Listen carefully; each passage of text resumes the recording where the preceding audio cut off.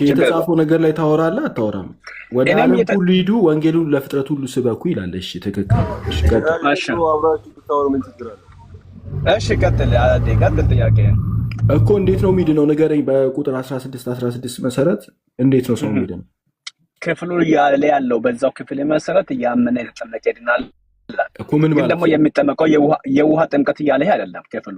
እሺ ምን ጥምቀት ነው? ምን መጠመቅ? በኢየሱስ ክርስቶስ ስም መጠመቅ ማለት ምን ማለት ነው? በኢየሱስ ክርስቶስ ስም መጠመቅ ማለት በመንፈስ ቅዱስ ነው። በመንፈስ ቅዱስ መጠመቅ አሳየን እስኪ በኢየሱስ ክርስቶስ ስም ሲጠመቅ ሰው። ኦኬ ለሳይካ ለምሳሌ ብዙ ቦታ አሳያል። በዚህ ላይ ለምሳሌ አንደኛ ቆሮንቶስ 1:12-13 ክፍል 3 ክፍል ነው የሚያሳየክ። በዚህ ክፍል ብቻ ትንትርሽ ማለት ነው። እሺ ከይቅርታ ጋር አንዳ ቆሮንቶስ ታሳየኛለህ። ከይቅርታ ጋር ማርቆስ 16:16 በእናንተ ቤተ እምነት በኢየሱስ ክርስቶስ ስም መጠመቅ ነው የሚል ትርጓሜ ያላችሁ ከይቅርታ ጋር ለማወቅ ላከስ ፍሩኮ ላሳየህ እኮ ነው አልኩ። ኖ አይገባኝ እኮ ገባኝ። በእናንተ ቤተ እምነት እንዲወደደኝ በእናንተ ቤተ እምነትህን ነው የጠየቁ እኮ። በቤተ እምነት ማርቆስ 16:16 በኢየሱስ ክርስቶስ ስም መጠመቅ ነው ብሎ ያምናሉ ወይ?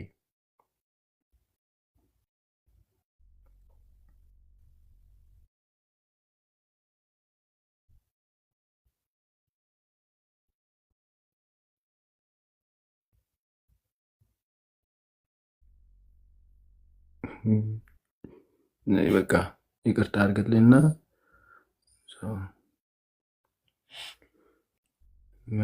መደበሪያ ነው የሚያደርገን እኮ ታክሲ እየነዳ ከዛ በኋላ ሲለው ወደዚህ ይመጣል እና አይ ቲንክ ይቅርታ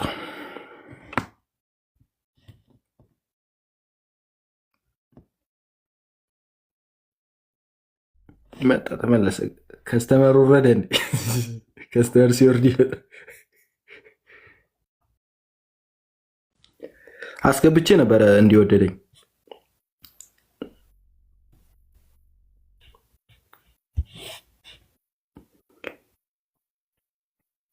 ኦኬ ዜድ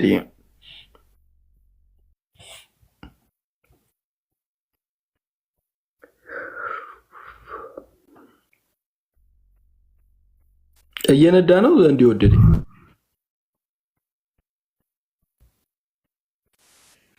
ይቅርታ ስልክ ገብቶብኝ ነው። ማን አዳም? ኦኬ እኔ ደግሞ ታውቃለህ ተሳሳትኩኝ። እኔ ደግሞ እየነዳ ስለ ከስተመር መጥቶብህ መስሎኝ። አይ ኖ ከስተመር መጥቶብህ መስሎኝ ነው። ኦኬ በእናንተ ቤተ እምነት ለምሳሌ ማርቆስ ወንጌል ምዕራፍ 16 ቁጥር 16 ላይ በኢየሱስ ክርስቶስ ስም መጠመቅ ነው ብለው ያምናሉ ወይ ብዬ ጠይቁ። ክፍሉን ላንብብልህ አልኩህ እኮ። ክፍሉን ማን አውቋል? ያመነ የተጠመቀ ይድናል። ከሆነ ልናገር ነው ፍቀድልኝ። እሺ ተናገር። እሺ ዮሐንስ ሲናገር እኔ በውሃ አጠምቃችኋለሁ አለ። አንተ ለምሳሌ ስለ ውሃ ነው በመንፈስ ቅዱስ ያጠምቃችኋል አለ። ኢየሱስ ክርስቶስ ሰው ደግሞ በመንፈስ ቅዱስ ይጠመቃል። አዎ በደንብ ይጠመቃል። ማስረጃ ቆሮንቶስ ምዕራፍ 12 ቁጥር 13 ላንብብልህ ምን እንደሚል። ቆሮንቶስ ክፈተው። ቆሮንቶስ ችግር የለውም ምዕራፍ 12:13 እሺ እንደዚህ ይላል። አይሁድ ብንሆን የግሪክ ሰዎችን ብንሆን ባሪያዎችን ብንሆን ጨዋዎችን ብንሆን እኛ ሁላችን በአንድ መንፈስ አንድ አካል እንድንሆን ተጠምቀናል ይላል። በምን ተጠምቀናል አለ? በመንፈስ ቅዱስ። እዚህ ጋር ስለ ውሃ ንክት አላደረገም። ስለ ውሃ ጥምቀት እያለ አይደለም። በመንፈስ ቅዱስ ተጠምቀናል። ሁላችንም በአንዱ መንፈስ ጠጥተናል ይላል። ሌላ ማስረጃ እዚህ ጋር ጥያቄ ካለ ማንሳት ትችላለህ። የፈለከው ነገር ሌላ ማስረጃ ሐዋርያ ሥራ ምዕራፍ 19 ቁጥር ከ3 ጀምረን ላንብብልህ። ሐዋርያ ሥራ ምዕራፍ 19 ቁጥር ከ2 ጀምረን ላንብብልህ። እሺ አንዳንድ ደቀ መዛሙርትንም አገኘ። ባመናችሁ ጊዜ መንፈስ ቅዱስን ተቀበላችሁን አላቸው። እነርሱም አልተቀበልንም፣ መንፈስ ቅዱስ እንዳለስ እንኳ አልሰማንም አሉት። እንኪያስ በምን ተጠመቃችሁ አላቸው። እነርሱም በዮሐንስ ጥምቀት አሉት። በዮሐንስ ጥምቀት። ዮሐንስ በምን ሲያጠምቅ ነበር? በውሃ። የምን ጥምቀት ነው? የንስሐ ጥምቀት። በዛ ተጠመቁት። ከዛ መንፈስ ቅዱስ ተቀበሉ? አልተቀበሉም። ከዛስ ጳውሎስ ምን አለ? 4 ቁጥር ላይ ጳውሎስም ዮሐንስስ ከእርሱ በኋላ በሚመጣው በኢየሱስ ክርስቶስ ያምኑ ዘንድ ለአሕዛብ እየተናገረ በንስሐ ጥምቀት አጠመቀ አላቸው። ይህንም በሰሙ ጊዜ በጌታ በኢየሱስ ስም ተጠመቁ። ከዛስ ጳውሎስም እጁን በጫነባቸው ጊዜ መንፈስ ቅዱስ ወረደባቸው። ከዛ በኋላ በልሳኖችም ተናገሩ፣ በትንቢትም ተናግረው በማያውቁት ቋንቋ ተናገሩ፣ በትንቢትም ተናገሩ፣ በመንፈስ ቅዱስ ተሞሉ ይላል። ስለዚህ በኢየሱስ ክርስቶስ ስም መጠመቅ በመንፈስ ቅዱስን ስጦታ ይቀበላል። ምንድነው የሚጠመቀው? በአዲስ ኪዳን ጥምቀት ነው የምንለው። ታላቁ ጥምቀቱ የመንፈስ ቅዱስ ጥምቀት ነው። ማርቆስ ወንጌል 16 ላይ ያለው ያመነ የተጠመቀ ይድናል ካለ መጀመሪያው ራሱ ያመነ ሰው ነው የሚጠመቀው። ሰው ሳያምን ሲጀመር ወደ ጥምቀት ሊመጣ አይችልም። ሳያምን ሰው የተባለ ፍጡር አዋቂ የለም፣ ሕፃን የለም፣ ማንም ሰው የተባለ ፍጡር ሳያምን የሚጠመቅ ከሆነ የውሃ ምንድነው የሻወር ጥምቀት የተጠመቀው። ኦኬ። ከዛ ካመነ በኋላ ከሰማ በኋላ አለማመን ማመን ይችላል። ካመነ በኋላ ይጠመቃል። ከዛ በኋላ ምንድነው አለው? ያላመነ ግን ይፈረድበታል አለ። ያልተጠመቀ ግን ይፈረድበታል አለ። ከፍርድ የዳነ ሰው የዘላለም ሕይወት ያገኛል ከፍርድ። ያላመነ ግን ይፈረድበታል፣ ያልተጠመቀ ግን ይፈረድበታል አላለም። ከዛ ለተጠመቁት እነዚህ ምልክቶች ይከተሏቸዋል አላለም። ላመኑት እነዚህ ምልክቶች ይከተሏቸዋል ነው ያለው። ምን ማድረግ? አዲስ ቋንቋ መናገር፣ በዲቪው ላይ ደግሞ እጅን በመጫን ምንድነው ይሄ እባብን መርገጥ፣ የተለያዩ ነገሮች ደግሞ የምታደርገው ስታምን ነው። ከጌታ ዘንድ ስትወለድ፣ ዳግመኛ ስትወለድ እነዚህ ነገሮች ሁሉ ይከተልሃል። አንተ ፈልገው ሳይሆን ስላመንክ የሚሰጥ የመንፈሳዊ ስጦታዎች ናቸው። ስለዚህ ማርቆስ ወንጌል 16 ላይ ያለው ሰው መጀመሪያ ሳያምን ከማመኑ በፊትም ደግሞ መስማት አለበት። የሰማው ነገር ነው የሚያንጸባርቀው። አለመቀበል፣ መቀበል አንድ ሰው የሚወስነው ማለት ነው። ስለዚህ እናንተ ደግሞ ስትናገሩ አንዳንዴ ፍሪ ዊሊንግ ትላላችሁ አይደል እንዴ? ነፃ ፍቃድ በእናንተ ቤት የለም። ነፃ ፍቃድ መጽሐፍ ቅዱስ የሚናገረው ግን ምንድነው? ለሰው ልጆች ነፃ ፍቃድ ተሰጥቷል። ምን ለማድረግ? ጌታ ኢየሱስ ክርስቶስ በገዛ ፍቃዱ አምነው በመቀበል። አቤት ይጨርሱ ነው አጋቱ ለናሳ የምትናገረውን ግን ታውቀዋለህ። እሺ የቱ ነው ያላወቅኩት? እስኪ አጋቱ አይ እውነቴን እኮ ነው። የምትናገረውን ታውቀዋለህ? እስኪ የቱ ነው ያላወቅኩት? እስኪ ከመጀመሪያ እስካሁን ያወራው እስኪ ጥያቄ እስኪ ለምሳሌ ያልገባ ምን ነበር ጥያቄ? ውስጥ አዳም የጠየቀህ ምን ነበር? አዳም የጠየቀህ ምን ነበር? አዳም የጠየቀኝ በእናንተ ቤት ደግሞ ሰው በኢየሱስ ክርስቶስ ስም ይጠመቃል አለኝ አይደል? እንደዛ ነበር የጠየቀህ? አዎ። እሺ ምን ብለህ መለስክ? ያው አነበብኩለታ እኮ ምን አልከው? ኦኬ አንደኛ ያልኩት በደንብ ስማኝ። አሁን ታንክ ዩ። ምን ብዬ መለስኩለት መሰለህ? ማርቆስ ወንጌል 16 ላይ ያለው ሐሳብ ያመነ የተጠመቀ ይድናል ያለው ክፍል የውሃ ጥምቀት ነው ብቻ ብለህ ደግሞ የምታምን ከሆነ ተሳስተሃል አልኩት። ማስረጃ ዮሐንስ እኔ በውሃ አጠምቃችኋለሁ፣ ከኔ በኋላ የሚመጣ እርሱ ሲመጣ በመንፈስ ቅዱስ ያጠምቃችኋል። ብሎ የተናገረው ደግሞ ጠቀስኩለት። ሌላው ደግሞ አንደኛ ቆሮንቶስ ምዕራፍ 12 ቁጥር 3 ላይ ሁላችን በአንድ አካል እንድንሆን በመንፈስ ቅዱስ ተጠምቀናል የሚለው ነገር አሳየሁት። ሰው የሚጠመቀው ዳግመኛ ሰው ደግሞ የሚወለደው የእግዚአብሔር ቃል ሰምቶ በሰማው ታምኖ ከዛ ዳግም ይወለዳል። ከዛ ዳግመኛ ሲወለድ በመንፈስ ቅዱስ ይሞላል። ኦኬ አሁን ይሄ ቆይ ከአንድ መንፈስ ተጠምቀናል ማለት የውሃ ጥምቀት አይደለም ወደሚል ድምዳሜ እንዴት መጣ? ኦኬ ለምን መጣ መሰለህ ወንድም? ቃሉም ግልጽ ስለሆነ ነው። የውሃ ጥምቀት እያለ ደግሞ ስላልነበረ ነው። አይወለክ ያው እስኪ ምኑ ጋር ነው የውሃ ጥምቀት የሚለው? አይሁድ ብንሆን እንደውም ደግሞ ከ12 ላመበለ አንድ አካል ብዙ ብልቶች ስለምን እንትኑ አካልም አንድ እንደሆነ ብዙ ብልቶችም እንዳሉበት፣ ነገር ግን የአካል ብልቶች ሁሉ ብዙዎች ሳሉ አንድ አካል እንደሆኑ ክርስቶስ ደግሞ እንዲሁ ነው እና አይሁድ ብንሆን የግሪክ ሰዎችን ብንሆን ባሪያዎችን ብንሆን ጨዋችን ብንሆን እኛ ሁላችን በአንድ መንፈስ አንድ አካል እንድንሆን ተጠምቀናል። ሁላችን አንዱን መንፈስ ጠጥተናል። እዚህ ጋር ደግሞ የውሃ ጥምቀት የሚል ምን ጋር ነው ያለው? እስኪ እኔ የውሃ ጥምቀት አለመሆኑን እየነገርኩ ያለሁት አይደለም፣ የመንፈስ ቅዱስ ጥምቀት ነው ይሄ። ወንድሜ እንዲወደደኝ አንድ ሀሳብ ስታነሳ የሆነ ሀሳብ ለምሳሌ ኢየሱስ ክርስቶስ ለምሳሌ አንድ ሙስሊም መጥቶ ፍጹም ሰው ነው ቢል ስህተት ነው? ኖ ይሄ ነው እያልን አለ ወንድማችን። እየጠየቅኩ እኮ ነው። ምን ብለህ ምን ስህተት አይደለም አልኩ እኮ። ለምን ተሰቃለ? አሁን ልታሳየን የመጣው እኮ ከይቅርታ ጋር ልታሳየን የመጣው እኮ የማርቆስ 16 የአንተ ቤተ እምነት በኢየሱስ ክርስቶስ ስም መጠመቅ ነው ብለህ ነበረ እና በኢየሱስ ክርስቶስ ስም መጠመቅ የቱ ጋር እንደሆነ እንድታሳይ ነበር የመጣው። አንተ ደግሞ የመንፈስ ቅዱስ ጥምቀት ምናምን ብለህ ደግሞ ሌላ ቦታ የሄድክ እና በኢየሱስ ስም መጠመቅ መሆኑ ልታሳይ ነበረ። ማለት በኢየሱስ ስም ማለት በስሙ መጠመቅ መሆኑ ማለት። በጣም ቆንጆ ወንድማችን። ስለዚህ መጽሐፍ ቅዱስ በሙሉ ማለት ነው በአዲስ ኪዳን ላይ ስለ ጥምቀት ደግሞ ሲያነሳ በኢየሱስ ክርስቶስ ስም ነው የሚጠመቀው። በኢየሱስ ክርስቶስ ስም ደግሞ ስላልተጠመቁ ሐዋርያት ሥራ ምዕራፍ 9 ላይ ደግሞ አሳይቻለሁ መንፈስ ቅዱስ ደግሞ እንዳልተቀበሉ።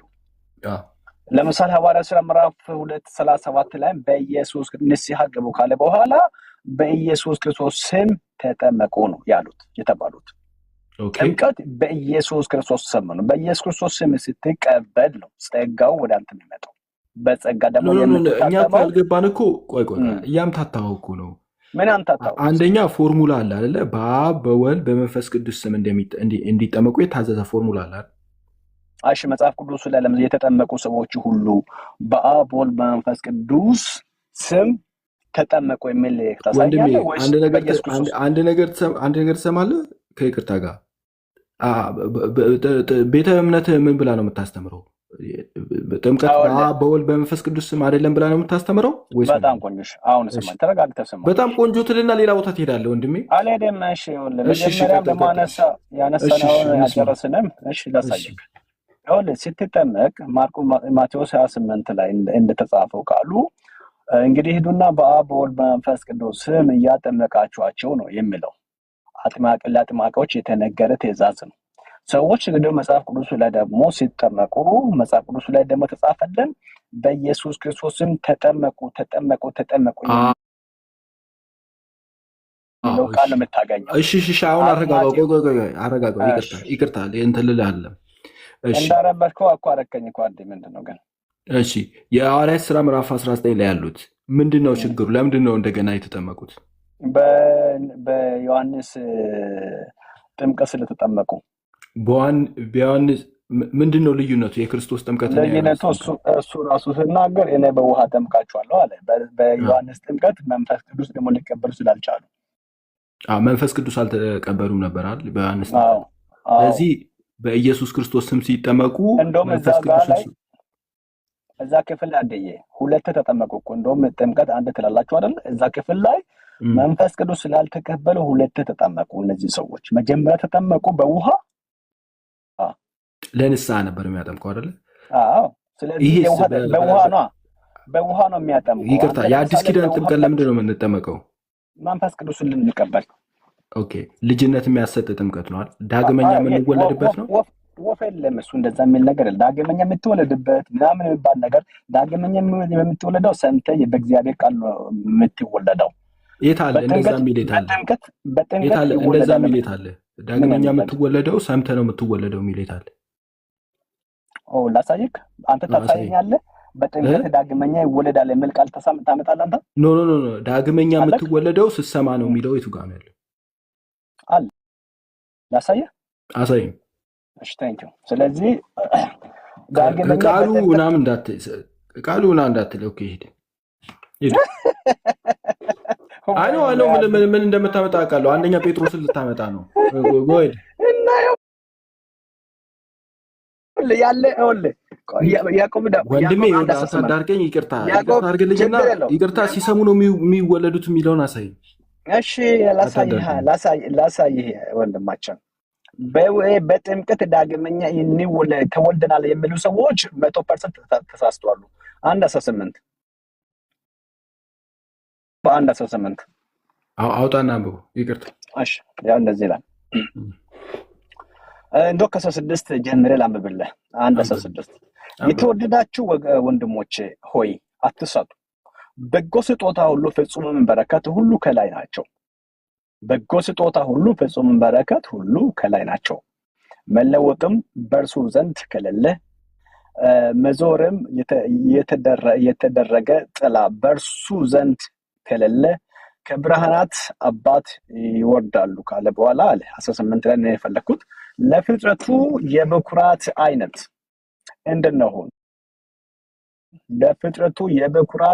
እንድንሆን በእውነት ቃል አስቦ ወለደን ይላል። ስለዚህ እኛ በእውነት ቃል በቃል ነው የተወለድ ነው። ያ አስቦ የወለድ በምንድን ነው? በቃል ነው።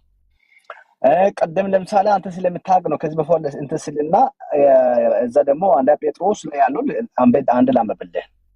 እንዴት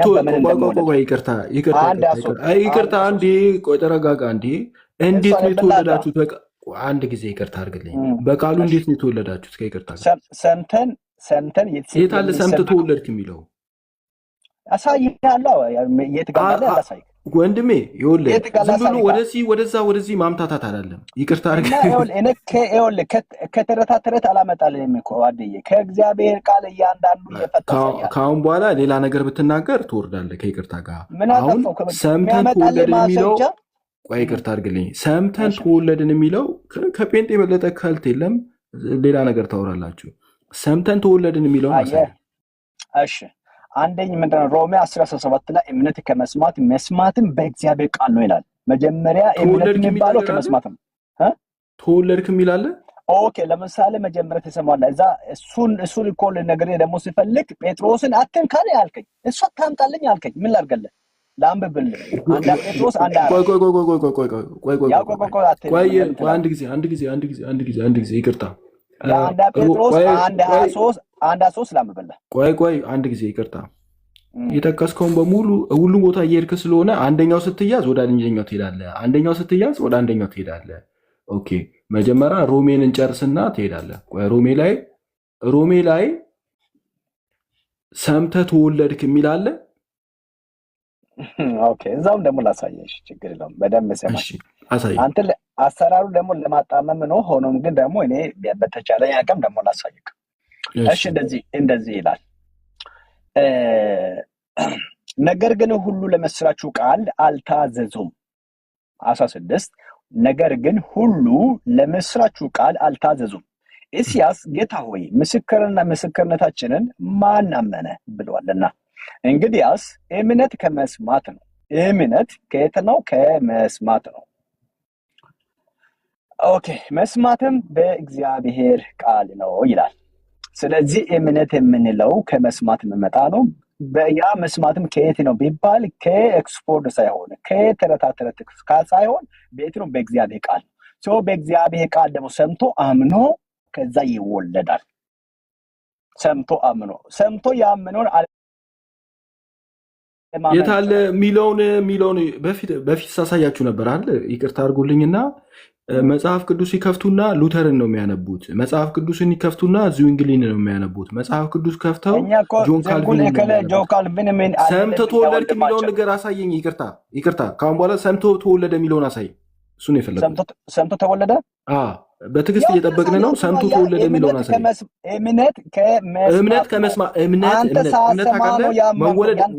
መወለድ ከመስማት ነው አይልም። እምነት ከመስማት ነው። እምነት ከመስማት አይደለም የተመነጨው። አዲ ለዛ ከሆነ ስማ ወንድሜ፣ እኛ ሰዓት እንትን ያለን ሰው ነን። እምነት ከመስማት ነው ይላል እንጂ መወለድ ከመስማት ነው አይልም። እና ያው አሳየው ያው ሄደ እዛ በለመርክበት ቦታ ያ እንትን በል እምነት ከመስማት ነው ይላል።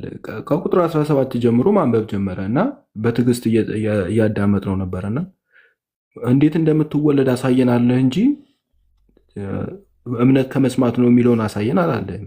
ትክክል፣ ለእምነት ከመስማት ነው። እኛም አንቃወምም። እውነት ነው፣ የእግዚአብሔር ቃል ነው። አሜን ብለን ነው የምንሰማ። ያሁን ያልከው እምነት ከመስማት ነው የሚለው ትክክል ነው፣ የእግዚአብሔር ቃል ነው፣ የምንቀበለው ቃል ነው።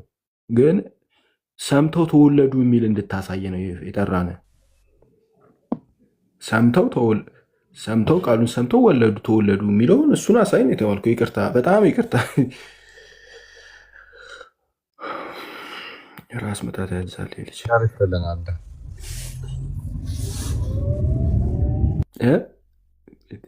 ዛሬ ስትልን ገላገልከን።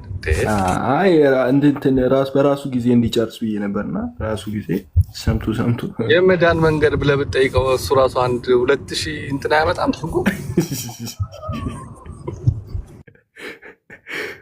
አይተከዋል መጽሐፍ ቅዱስ ጋር ስንት ቦታ እንደሄደ። ማርቆስ 16 ላይ ይህ ለእንትን ነው ብለህ የተረጎሙበትን ንገረኝ ነው ያልኩት። ያልሄደበት ቦታ የለም። መጨረሻ ላይ እምነት ከመስማት ነው የሚል ነገር ጠቀሰ። አኖ የለመደው አንድ ጥቅስ አለች፣ አንደኛ ጴጥሮስ 1:23 የሚል ዳግመኛ የተወለዳችሁት ምናምን ነገር በእግዚአብሔር ቃል ከማይጠፋ ዘር ነው የሚለው አለና እሱ የለመዳት ጥቅስ ነች። እና አንዴ ነግሬዋለሁ፣ ትክክል ነው፣ ምንም ስህተት የለበትም። የእግዚአብሔር ቃል ላይ እኛ እኮ ችግር የለብንም። አየህ፣ እኛ ችግር የለብንም። ሁሉም የምጠቅሱ የእግዚአብሔር ቃል አሜን ብለን የምንቀበለን ምንም በቃ የትኛውም ብጠቅስ አሜን በድፍረት ራሱ የተነገረውን ቃል በድፍረት አሜን ብለን የምንቀበለን። አንተ ግን የተጻፈውን ነገር አትቀበልም፣ ትዋሻለህ። የተቀመጠውን ቃል ተሳስተው ነው ትላለህ። ተሳስተው ነው የተጻፈው እንጂ ለማለት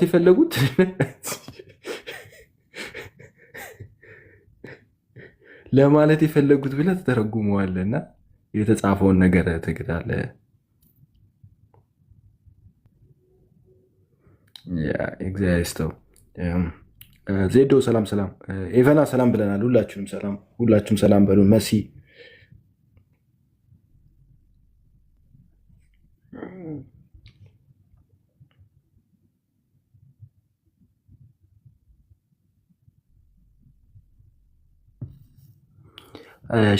ዜድ አለ የለም? ኦኬ ሜሮን እንኳን ደህና መጣሽ። ሰላም። ግን ትራንስፖርት ላይ አይመቸኝም። ትንሽ ከጥቂት በኋላ አወራችኋለሁ። ችግር የለም። ሰላም፣ እንዴት ናችሁ? እግዚአብሔር ይመስገን ሰላም ነን። እንደምን አለሽ? አለን። ፕሮምቱን ልመልስ። ደስ ይለናል። መልሼ በርዳለሁኝ። እሺ፣ ብዙ መቆየት አልችልም። ችግር የለውም። ማየት አለ። እሺ፣ ያው ከጴንጤ የቤተክርስቲያን ወር ደግሞ እምነት ነው የመጣሁት። የእውነት ግን ከጴንጤ ነው ወይስ ፕሮቴስታንት? ኦኬ ኢቫንጀሊካል አይ ቲንክ ኢቫንጀሊካል የሚለው ሞር ጴንጤቆስቴ ነች። የሆነ ጴንጤቆስቴ ነች አይደል? እኔ እንጃ ጴንጤቆስቴን አላጠናሁትም እስካሁን። ግን የት ነው ህብረት የምታደርጊው? ሙሉ ወንጌል እናትና በቃ አውቀ ነው እዛ ነበሩ። እሺ ምንድን ነው የምንባለው? እኔ ራሱ አላውቀውም። ምንድን ነው ሉተራን ነው የምንባለው? አይ ሉተራን አላችሁ። እሱ ሜሮን እየቀጥ የሆነ ሰው ራዲካል ክርስቲያኖች ናቸው ብሎ ሙሉ ወንጌሎችን እንትን ብሏልና ግን ክፍሉን ብዙ አላውቀውም። እሺ ስለዚህ ፕሮምፕቱን ስመልስ ጴንጤዎች እንዴት ዳናችሁ? በጸጋ ያለ ስራ መንፈስ ቅዱስ ወደ እኛ መጣ። ምክንያቱም መንፈስ ቅዱስ ያልመራው ወደ እኔ ሊመጣ አይችልም ስላለ መጀመሪያ ወደ መንግስቱ ያቀላቀለን የመንፈስ ቅዱስ ስራ ነው ብለን እናምናለን። ያው ትንቢተ ሕዝቅኤል ላይ ስትሄድ ምን ይላል? አዲስን ልብ ሰጣችኋለሁ፣ አዲስን መንፈስ ሰጣችሁ በውስጣችሁ አኖራለሁ የሚል ጥቅስ አለና በዛ መሰረት ወደ እግዚአብሔር አካል እንቀላቀላለን። መጀመሪያ እንድናምን ራሱ ያደረገን የጠራን እግዚአብሔር መንፈስ ነው ብለን እናምናለን። ከዛ ያው ሰማን፣ የሰማነውን ደግሞ አመንን። ካመንን በኋላ ደግሞ ኢየሱስ ክርስቶስ ያዘዘውን ያን ጥምቀት እኔም ተጠምቄያለሁ። አምሹር ብዙ ሰዎችም መቼስ ክርስቲያንን ካሉ ግዴታ መጠመቅ አለባቸው ብዬ አምናለሁ። ይሄ ነው እንግዲህ ፕሮሰሱ። መጀመሪያ በመንፈስ ቅዱስ ይቅርታ ጋር ግን ለምሳሌ እናንተ ቤተ እምነት የሆነ ሰው መጥቶ ወንጌል ሰማ፣ ከዛው ሰማና አመነ፣ ከዛው ዳነ ይባላል ወይስ ወጥቶ መመስከር አለበት? እጁን አውጥቶ ከፓስተር ወደ ፊት ለፊት ወደ መድረክ ዛሬ የምትቀበሉ ብሎ እጁን አውጥቶ ከኔ ተከትለ በል ሲባል ነው የሚድነው? መቼ ነው የሚድነው? የመዳን ጉዳይ የመንፈስ ቅዱስ ስራ ነው ማለት እዛው ጋር ስለተቀበልክም ትድናለህ ማለት አይደለም። ምክንያቱም ውስጥ ኮንቪክትድ መሆን አለበት። አንዳንድ ሰው እኮ ለማስመሰል እጁን አውጥቶ ሊቀበል ይችላል። ያ ማለት ግን ልቡ አዲስ ልብ ተሰጥቶታል፣ ተቀይሯል፣ ኦር ሪጀነሬትድ መንፈስ ቅዱስ አድርጎታል ማለት አይደለም። ብዙ ጊዜ አይተህ ከሆነ ጳውሎስ ሲናገር ቃሉን የቀመሱ ግን ከዛ ደግሞ ጥለው እንደሚወጡ ይናገራል። እነሱን ደግሞ ከኛ ስላልነበሩ ከኛ ወጡ ይላቸዋል። ፖይንቱ ገብቶኛል እኮ ምትለው ገብቶኛል። ያወጣውን አልተቀበለም ለማለት ነው። በቤተክርስቲያኗ አስተምህሮ መሰረት ቤተክርስቲያኗ እኔ ስለ ሰዎቹ አይደለም፣ ሰዎቹ የውሸት ይቀበላሉ ምናምን የሚለውን እንተውና ቤተክርስቲያን መቼ ነው ሰውን ዳነ ብላ የምትለው? መቼ ነው ዳነ የምትለው? በቃ ቁጭ ብሎ ለምሳሌ አንድ ሰው ዛሬ ቢመጣና እናንተ ጋር ቁጭ ብሎ ሰምቶ በቃ ቦዱ አምኛለሁ ብሎ ሲሄድ ነው ወይንስ ደግሞ ወደ ፊት ለፊት ወጥቶ እጁን አንስቶ ሲመሰክር ነው? ባጭር ስመልሰው ያው የዳነውን ሰው እግዚአብሔር ነው የሚያውቀው። ምክንያቱም ይሄ አሁን በቤተ ክርስቲያን ደረጃ ስትጠይቀኝ አላውቅም። ምክንያቱም ሊቀበል ይችላል፣ ግን ያ ሰው ነው መዳኑን አለመዳኑን ከዛ ደግሞ ፍሬው ነው የሚታየው ብዬ አስባለሁ። ፍሬውን አይተህ ያው የሰው ተቀይሯል አልተቀየረም፣ እውነትም ክርስቶስ ገብቶታል አልገባው የሚለውን በሂደት የምታየው ነገር ነው የሚመስለኝ ለእኔ። ስለዚህ እንደ መጽሐፍ ቅዱስ አይደለም ማለት ነው አይደል እንትን የምትሉት? ፍሬውን እያያችሁ ማለት ለምሳሌ አንድ ሰው መዳኑን አለመዳኑን በመጽሐፍ ቅዱስ መሰረት ያመነ የተጠመቀ ይድናል ይላል መጽሐፍ ቅዱስ። ስለዚህ ሰው አምኖ ቢጠመቅም ራሱ ፍሬውን ካላያችሁ አልዳንም ማለት ነው። ችግሩ ምንድነው? ያ እምነት ምን አይነት እምነት ነው? እዛ ስትሮንግ እምነት ቢካዝ ብዙ አይነት እምነት አለ። ኢየሱስ ክርስቶስ ብዙ ቦታ እኮ ተናግሯል። አንዳንዶቹ ለጥቂት ጊዜ ያምናሉ ይላል።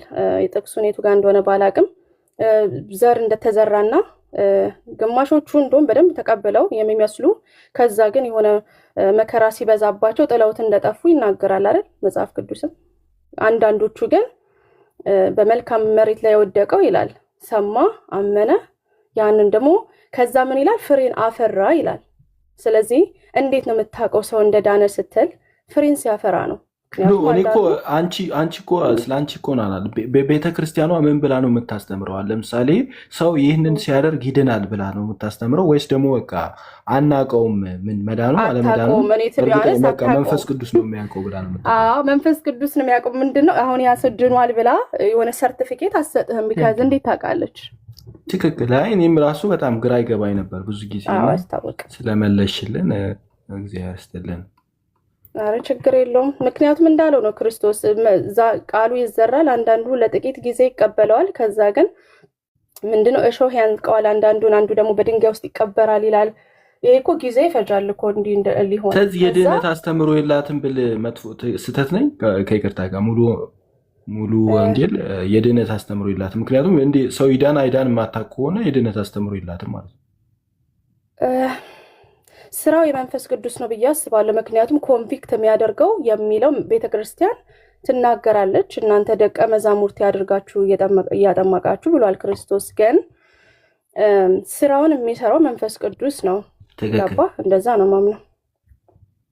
ትክክል። እኔም እንደዛ ነው። ግን እስከዛሬ ዘርን መዝራት ነው።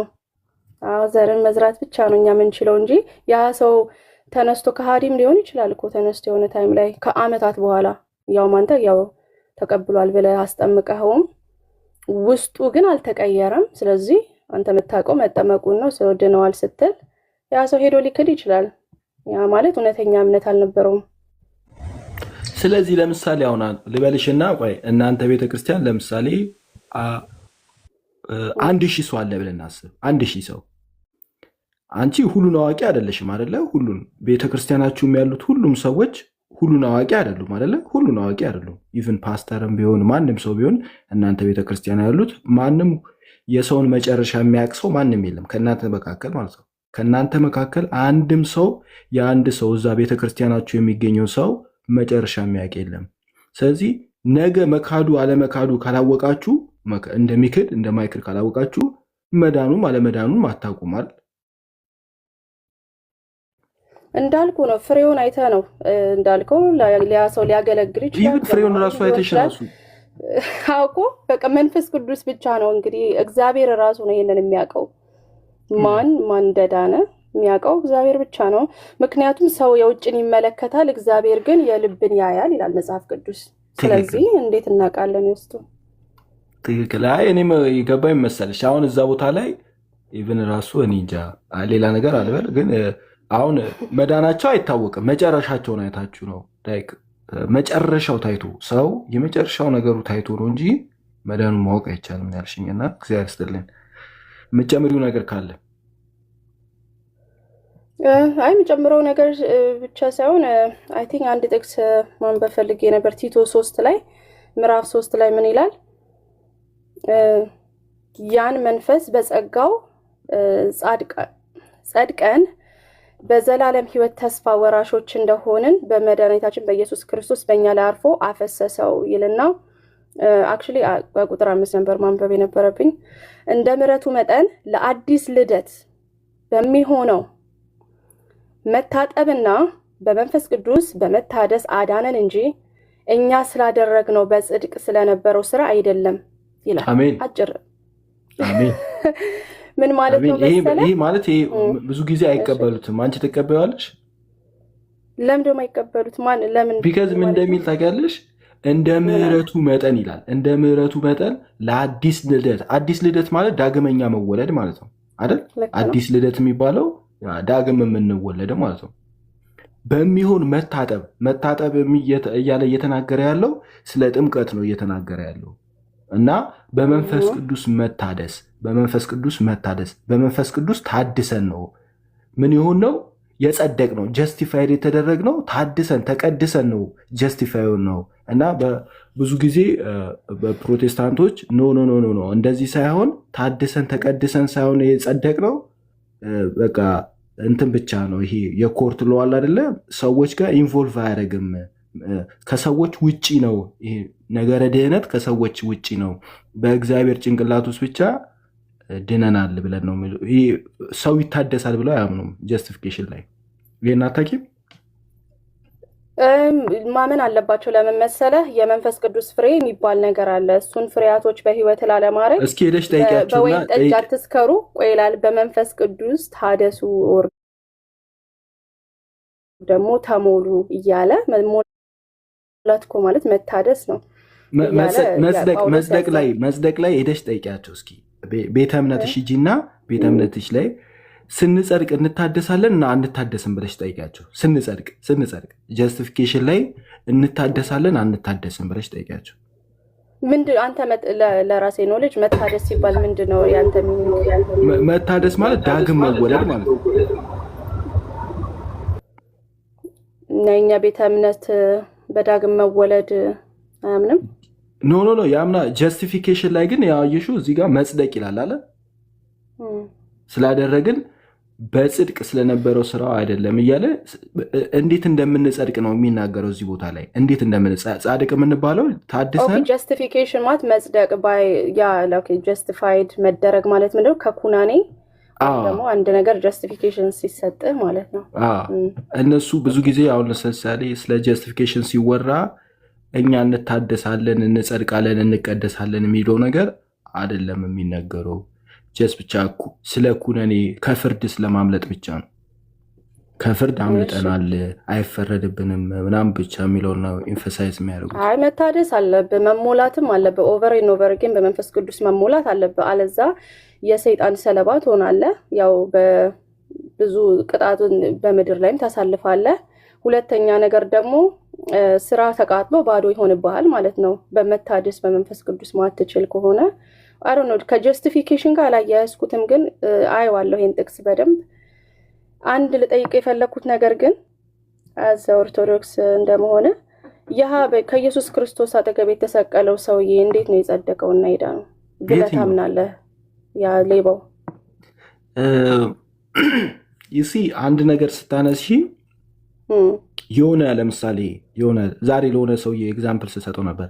ለምሳሌ እኛ ሰፈር የሚኖሩ የሆኑ ሰውዬ ነበረ እና ለ80 ዓመት ሲጋራ አጨሱ። ሲጋራ አጨሰው ምንም ጤናቸው ላይ እክል አልደረሰባቸውም። ስለዚህ ሲጋራ ማጨስ አይገልም ብሎ ሰው ያስተምራል? አያስተምርም ማለት እሳቸው ያልደረሰባቸው ከሆነ ከአንድ ሰው ተነስተሽ ሙሉ በሙሉ ሰው ሁሉ አደጋ አይደርስበትም ብሎ ሰው አያስተምርም። ይሄ ጀነራላይዜሽን ፋለሲ ይባላል። ልክ እንደዚሁ በመስቀል ላይ የተሰቀለው እሱን እንደ አስተምሮ ወስደሽ በቃ መጠመቅ የለብንም የሚል አስተምሮ ይሰጣል አይሰጥም ማለት እሱ ኤክሰፕሽናል ኬዝ ነው።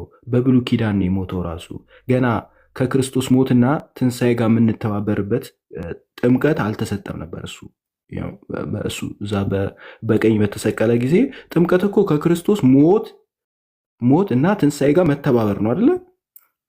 ክርስቶስ ሞቱ ሳይነሳ ከሞቱ ጋር እንዴት ይተባበራል እሱ?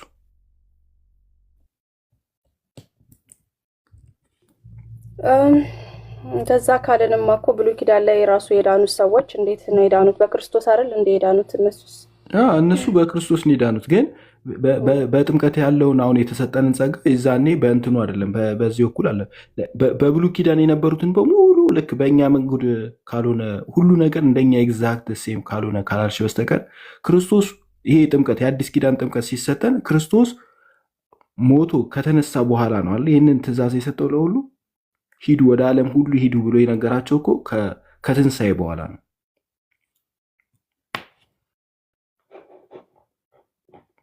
ያ ጥሩ። ያው እኔ ምን ብዬ ነው መሰለህ ማምነው የኔን ብቻ አስቀምጬ ሌሎች ሰዎች እድል ልስጥ።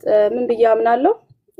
ዲክላሬሽን የሚባለው ነገር በጣም ኪ የሆነ ነገር ነው። ባይ ዘ ወይ በልቡ አምኖ ዲክላሬሽን ማለት ምንድን ነው? እኔ ስጠመቅ እኔ ኮንፌስ ሳረግ ልክ አሁን ሰርጋውን ማድረግ አያስፈልግም። አንድን ሰው አግብተህ መቀመጥ ትችላለህ ለማንም ሰው ሳትናገር። ግን ምንድን ያደርጋል? ብዙ ችግርን ሊፈጥር ይችላል ሰው ካላወቀ።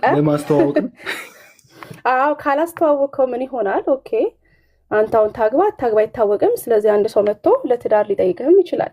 ግን አሁን ፐብሊክሊ ሰርግ ስታረግ ግን ምን ይሆናል? ሰው ላይ ያውቃል። እንዴ እሱ እኮ እንትና ሚስት ነው ባል ነው፣ እሷ እኮ እንትና ባል ናት ይባላል። ስለዚህ አትሊስት ሰው ያውቃል። ቢካዝ አሁን ደሴም ወይ ክርስቶስን ስትቀበል ኢየሱስ ያዘዘው ለምንድን ነው? እስቱ ዲክሌር ቱ። ምክንያቱም በጣም አሁን እንደምናስበው ፍሪደም እኮ አልነበረም ድሮ እኮ የክርስቶስ ነኝ ማለት ራሱ ያስገድል ነበረ። ስለዚህ ጥምቀቱን ስትጠመቅ ፐብሊክሊ ዩር ሴይንግ ከሱ ሞት ጋርና መነሳት ጋር እተባበራለሁ ብለህ የምትሰጠው ነገር ነውና ህይወትህን የሚያስከፍል ነገር ነው የምለው። ስለዚህም ነው የታዘዘው። እሱ ብቻ አይደለም ጥምቀቱ እኮ አንቺ አሁን በደንብ አልገለጽሽው እንጂ ለመግለጽ የፈለግሽው ሲምቦል ነው ለማለት ነበር። ሲምቦል ነው እነወይ ግን ከዛ ደግሞ ይበልጣል። ጥምቀቱ ከዛ ይበልጣል። ጸጋ የምንቀበልበት ነው። ዳግም የምንወለድበት ነው። ጥምቀት ይልሻል። ጥምቀት መጽሐፍ ቅዱስ ሲናገር ጥምቀት የኃጢአት ስርየት የሚሰጥሽ በጥምቀት ነው። የኃጢአት ስርየት ማለት ነው። የኃጢአት ስርየት የምታገኘው በጥምቀት ነው። እሱን አልክ ማለት እኮ ድሮም እኮ እንስሶችን ሲገብሩ ኦር ደግሞ ሲያርዱና ሲያቀርቡ ወደ መቅደሱ እኮ ሲምቦሊዝም ነው እኮ። ኢቬንቹዋሊ እኮ እግዚአብሔር ተቀብሎት ደስ ብሎት በቃ እውነትም ኃጢአታቸውን አስተሰርዮላችኋል ብሎ እኮ አይደለም የተቀበለው። እስ ሲምቦል ቱ ፖይንት ቱ ክራይስት አይደለ? ስለዚህ እንደዛ አይደለም። ኦልቲሜት ስታደርገው ከባድ ነው። ከዛ አይደለም። መጀመሪያ ነገር በቀጥታ ኢየሱስ ክርስቶስ ስለ ጥምቀት የተናገረውን ነገር ተመልከች። እያንዳንዱ ማለት ለምሳሌ የዮሐንስ ወንጌል ምዕራፍ 3 ቁጥር 5 ላይ የዮሐንስ ወንጌል ምዕራፍ 3 ቁጥር 5 ላይ ሰው ከውሃና ከመንፈስ ካልተወለደ በቀር የእግዚአብሔርን መንግስት አይገባም ይላል እና አያይም ይላል። የእግዚአብሔርን መንግስት የምታዩ ሰው ከውሃና ከመንፈስ ከተወለደ ዳግመኛ ሲወለድ ነው ማለት ነው። ሌላ ራሱ ለምሳሌ የሮሜ ላይ ሄደሽ ብትመለከች ደግሞ ሮሜ 6 ቁጥር 5 ላይ ምናምን መሰለኝ በአዲስ ህይወት እንድንመላለስ ይላል። ከሞቱ ጋር አንድ እንሆን ዘንድ በአዲስ ህይወት ለመመላለስ የምትጠመቂው በአዲስ ህይወት እንድትመላለሽ ነው የምትጠመቂው። ዝም ብሎ ለሲምቦል ምናምን አይደለም። በአዲስ ህይወት እንድንመላለስ ይላል። ከሞቱ ጋር አንድ እንሆን ዘንድ በጥምቀት ከሱ ጋር ተቀበርን ይላል። በጣም ከባባድ ቃላቶች ነው የሚጠቀመው መጽሐፍ ቅዱስ ስለ ጥምቀት ሲናገር። ይህ ብቻ አይደለም፣ ኢቨን ራሱ ስለ ክርስቶስን የለበስነው በጥምቀት እንደሆነ ይናገራል ገላትያ ላይ። እና እነዚህን ቃላቶችን በሙሉ አስቢው፣ እንደ ቀላል ምናምን ነገር ልትወስጃቸዋችም ስለ ጥምቀት የተናገሩ ስለሆኑ ማለት ነው። እና ያ ጥሩ ያው እሺ፣ ግን ምንድነው ክርስቶስ ሲያስተምር ብዙ ጊዜ አይተህ ከሆነ እምነትሽ አድኖሻል፣ እምነትህ አድኖሃል እያለ እምነትን ነበር የሚያየው፣ እንደ ሱፒሪየር አድርጎ የሚያየው እምነትን ነው። እና ኦኬ ምንድነው አሁን ጥያቄ፣ ለምሳሌ ያቺ ታስታውሻለሽ ደም ይፈሳት የነበራት ሴት ክርስቶስን ከርቀት አየችውና አመነች እንደሚያድናት አይደለ? ከዛው ቁጭ ብላ በቃ ኢየሱስ ክርስቶስ ያድነኝ ብላ ቁጭ አላለችም አይደል? ምንድን ነው ያደረገችው? በግርግሩ መካከል እየተጋፋች ሄዳ ልብሱን ነካችው። አይሽ በእምነት ሄዳ ልብሱን ነካች። ማመን ብቻ አይደለም ሄዳ መንካትም ራሱ አድርጋለች።